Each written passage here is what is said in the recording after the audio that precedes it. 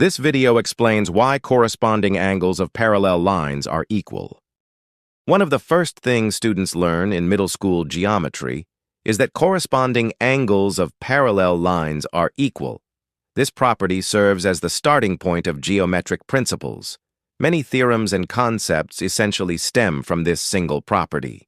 For example, why the sum of the three angles in a triangle is 180 degrees, and so on. Parallel lines are defined as lines that never meet, no matter how far they are extended. As shown in the figure, the measures of corresponding angles A and B, formed by two parallel lines and a transversal line intersecting them, are equal. But why are the measures of these two corresponding angles equal? Intuitively, it seems obvious. However, mathematics requires rigorous proof because human vision and intuition are not always sufficient. For example, in a well-known optical illusion, two vertical lines appear to be of different lengths, even though they are actually the same. In fact, human intuition has played an overwhelmingly important role in making new discoveries in mathematics and science. However, in order to eliminate errors and to establish ideas in a complete and systematic way, intuition alone is not sufficient. It must be accompanied by theoretical justification as well. So, there are cases where people attempt to prove why corresponding angles are equal. In particular, when educators strive for more complete and thorough mathematics education, they often treat the equality of corresponding angles as a theorem and try to prove it. For instance, back in middle school, my math teacher proved in class that corresponding angles are equal.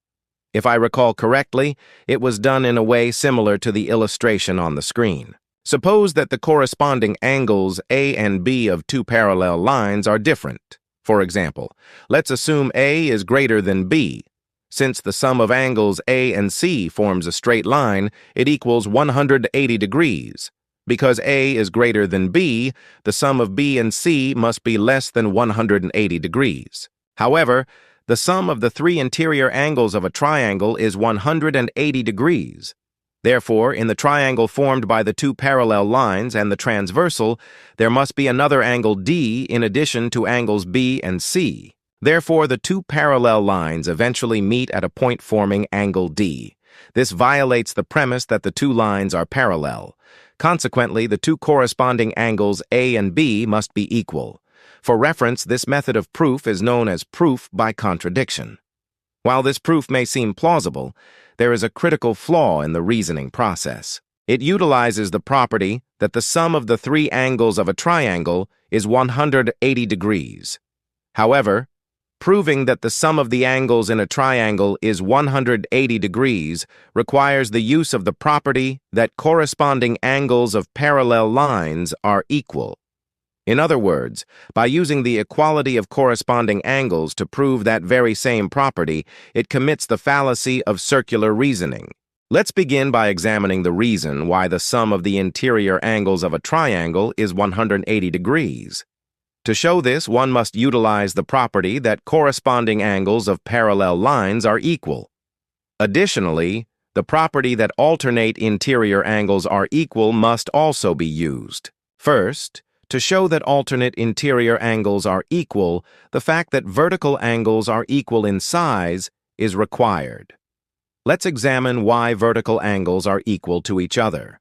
In the figure, while it seems obvious that the vertical angles A and A' are equal, a rigorous proof like the following is necessary, independent of such intuition. Since the sum of A and B forms a straight angle, it equals 180 degrees. Likewise, the sum of A' and B also equals 180 degrees. So the sum of A and B equals to the sum of A' and B. Therefore, A and A' are equal to each other. That is, vertically opposite angles are equal to each other. Next, let's examine that if corresponding angles are equal, then alternate interior angles are also equal. In the figure, suppose corresponding angles A and B are equal. Also, since A and C are vertically opposite angles, they are equal to each other. Therefore, B and C are equal. In other words, alternate interior angles are also equal to each other. Now, let's examine why the sum of the interior angles of a triangle is 180 degrees. In the figure, if we draw a dotted auxiliary line parallel to the line segment between A and B and A' are equal because they are corresponding angles. Also, since B and B' are alternate interior angles, they are equal to each other. Therefore, the sum of A, B, and C is equal to the sum of A', B', and C. Since the sum of A', B', and C forms a straight line, it equals 180 degrees. Consequently, the sum of the interior angles of a triangle, A, B, and C, is 180 degrees. The image on the left shows the surface of a space curved like a sphere. In this case, the angles formed by the two meridians at the equator are both right angles and equal, yet the two meridians eventually meet at the poles. The image on the right shows the surface of a space curved like a funnel. On this surface, the two lines may never meet each other even if the corresponding angles of the two lines are different. In other words, if space is curved, then the fact that two straight lines are parallel and the fact that corresponding angles are equal are no longer inherently connected. The study of geometry dealing with such curved planes or spaces is called non-Euclidean geometry. In conclusion, the equality of two corresponding angles is not a theorem to be proven, but rather an axiom, a fundamental assumption that must be accepted. For reference, axioms in geometry are also specifically referred to as postulates. One could even define a flat space as a space that possesses the property, at every location in space, the corresponding angles of parallel lines are equal. In other words, this is not something to be proven, but rather an axiom of flat space that must be accepted as is. The equality of corresponding angles of parallel lines is a fundamental axiom of geometry, as seen in the postulates established by Euclid around 300 BC. The first postulate states that given two distinct points, a straight line can be drawn that passes through these points. The second postulate is that given a straight line, it is possible to extend it indefinitely in both directions, and so on. We can confirm that the axiom regarding corresponding angles is equivalent to his fifth postulate. That is, if a straight line intersects two other straight lines and the sum of the interior angles on one side is less than the sum of two right angles, i.e. 180 degrees, then the two lines will eventually intersect on that side. Alternatively, if the sum of the interior angles is greater than 180 degrees, then the same argument applies to the opposite side. So, the fifth postulate can be stated like this. If the sum of the same side interior angles is not 180 degrees, the two lines will eventually intersect, meaning they are not parallel. The contrapositive of this statement is, if two lines are parallel, the sum of the same side interior angles is 180 degrees. Therefore, Euclid's fifth postulate can be expressed in either one of these two ways. Assume that Euclid's fifth postulate holds true. In this case, the sum of the same side interior angles B and C, formed by parallel lines and a transversal, is 180 degrees. This is true as the contrapositive of the fifth postulate. Since A and C form a straight line, their sum is also 180 degrees. So, the sum of A and C is equal to the sum of B and C. Therefore, the corresponding angles A and B are equal. Thus, if Euclid's fifth postulate holds, the corresponding angles of parallel lines are equal.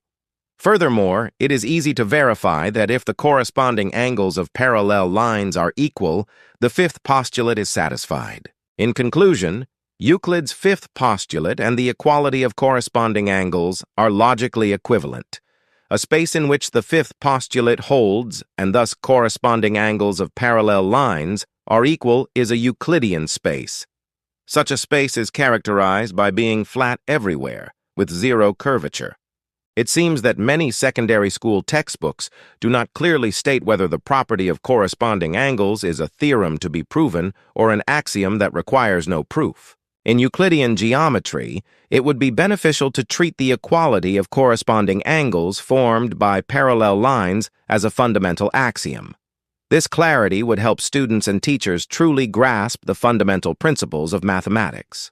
The material discussed earlier is from the book The Why of Mathematics. This book provides clear explanations for many formulas and principles that are left unexplained in most math classes and textbooks. Depending on the reader's needs or interests, even reading just a few topics in this book would make it more than worth its price. This book is primarily for high school students and math teachers. The final few chapters of the book cover some fundamental math for science, engineering, economics, and business majors that are often skipped without explanation, making them useful even for early undergraduates. Refer to the description for a brief table of contents. You can order this book online on Amazon.